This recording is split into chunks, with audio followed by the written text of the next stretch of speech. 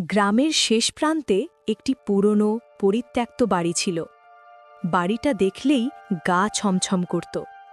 দিনের বেলা কেউ সেদিকে তাকাত না, আর রাত হলে তো প্রশ্নই নেই। লোকেরা বলতো ওই বাড়িতে কেউ থাকে না, কিন্তু কিছু একটা থাকে। এই গ্রামেরই এক তরুণ ছেলে ছিল, নাম রাহুল। শহরে পড়াশোনা করে সদ্য গ্রামে ফিরেছে। আধুনিক চিন্তাধারার রাহুল ভূতপ্রেতে বিশ্বাস করত না। তার কাছে এসব ছিল কুসংস্কার। এক সন্ধ্যায় গ্রামের চায়ের দোকানে বসে সে যখন সেই পরিত্যক্ত বাড়ির গল্প শুনছিল, তখন তার মুখে হালকা হাসি। সে মনে মনে ভাবল, আজকের যুগে এসব বিশ্বাস করে মানুষ? সেই রাতেই ঝড় উঠল, বিদ্যুৎ চলে গেল, চারদিক অন্ধকার। ঠিক তখন রাহুল দেখল পরিত্যক্ত বাড়িটার জানালায় হালকা আলো জ্বলছে। তার বুকের ভেতর অদ্ভুত কৌতূহল জেগে উঠল। সে ভাবল, যদি কেউ থাকে দেখে আসি। ঝড়ের মধ্যে ছাতা হাতে সে এগিয়ে গেল সেই বাড়ির দিকে। প্রতিটা পদক্ষেপের সাথে সাথে বাতাস যেন ফিসফিস করে কিছু বলছিল। বাড়ির দরজাটা আধ খোলা ছিল। ভেতরে ঢুকতেই তার নাকে এলো স্যাঁতসেঁতে গন্ধ। পুরনো আসবাব, ধুলো আর দেয়ালে অদ্ভুত দাগ। হঠাৎ একটা কাগজ মেঝেতে পড়ে থাকতে দেখল সে। কাগজটা তুলে নিতেই দেখল সেটা একটা চিঠি। চিঠিতে লেখা ছিল, যদি তুমি এই চিঠি পড়ো তবে জেনে রেখো আমি এখানেই আছি। রাহুলের বুক কেঁপে উঠল। হালকা ঠান্ডা বাতাস বয়ে গেল তার পিঠ বেয়ে। চিঠির লেখা চলতে থাকল, আমার নাম নীলা। আমি মারা গেছি, কিন্তু মুক্তি পাইনি। রাহুলের হাত কাঁপতে লাগল। তার চোখ ধীরে ধীরে ঘরের ভেতর ঘুরে বেড়াতে লাগল। ঠিক তখন সে অনুভব করল, ঘরের এক কোণায় কেউ দাঁড়িয়ে আছে।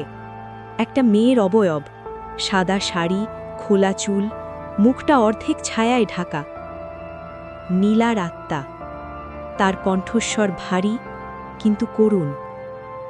তুমি এসেছ, অবশেষে কেউ এসেছে। রাহুল কথা বলতে পারছিল না, গলা শুকিয়ে গিয়েছিল। নীলা ধীরে ধীরে তার গল্প বলতে শুরু করল।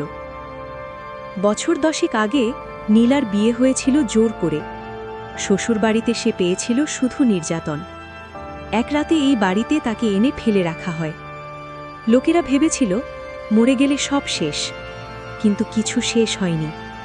অন্যায়, কষ্ট আর অপমান তাকে বেঁধে রেখেছে এই বাড়ির সাথে।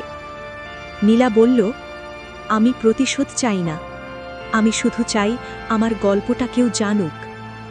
রাহুলের চোখ ভিজে উঠল। তার বুকের ভেতর ভয় নয়, কেমন যেন ভারী দুঃখ জমে গেল। নীলা চিঠির শেষ অংশের দিকে তাকাতে বলল।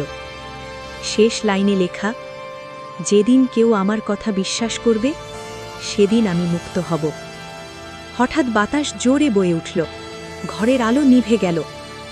রাহুল চোখ বন্ধ করে ফেলল। কিছুক্ষণ পর চোখ খুলে দেখে সে একা। ঘর ফাঁকা, শুধু চিঠিটা তার হাতে। পরদিন সকালে গ্রামবাসীদের নিয়ে সে সত্যিটা প্রকাশ করল। বাড়িটা খোঁড়া হল। মাটির নিচ থেকে পাওয়া গেল নীরার কঙ্কাল। যথাযথ দাফনের পর সেই বাড়িতে আর কখনো আলো জ্বলেনি, কিন্তু ভয়ও আর ছড়ায়নি। রাহুল বুঝতে পেরেছিল, সব আত্মা ভয় দেখানোর জন্য আসে না, কিছু আত্মা আসে শুধু শোনা যাওয়ার জন্য।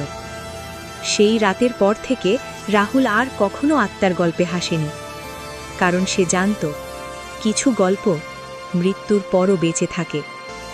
সমাপ্ত। ভিডিও ভালো লাগলে লাইক দিন, ভয় পেলে কমেন্ট করুন, আর নতুন গল্পের জন্য সাবস্ক্রাইব করুন।